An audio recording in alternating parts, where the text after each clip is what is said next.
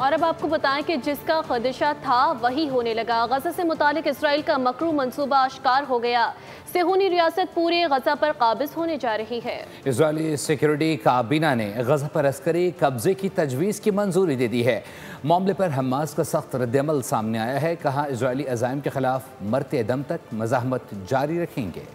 गजा पर मुकम्मल कब्जे को तैयार है इसराइल। नेतन्याहू ने मकरूह इरादे अमरीकी मीडिया को बताए। इंटरव्यू में कहा कि अपनी सलामती के लिए पूरे गजा का कंट्रोल संभालना चाहते हैं। कहा गजा पर हुक्मरानी नहीं चाहते और गजा को सिविलियन हुकूमत के हवाले करेंगे। हमास ने इस मौक़िफ़ की मजम्मत कर दी। कहा नेतन्याहू का बयान जंग बंदी मुज़ाकरात पर शब खून मारने के मुतरादिफ है। इसराइली अज़ाइम नाकाम बनाने के लिए मरते दम तक मज़ाहमत करेंगे। इसराइल को किसी सूरत गजा पर मुकम्मल कंट्रोल करने की इजाज़त नहीं दी जाएगी। इसराइली मंसूबे के मुताबिक अहले गजा को शुमाल से वसी गजा मुंतकिल करके कैंप्स में महदूद किया जाएगा और इस दौरान गजा में भूख से अमवात का सिलसिला भी जारी है। ग़िज़ाई किल्लत के बायस मज़ीद 4 अफराद दम तोड़ गए।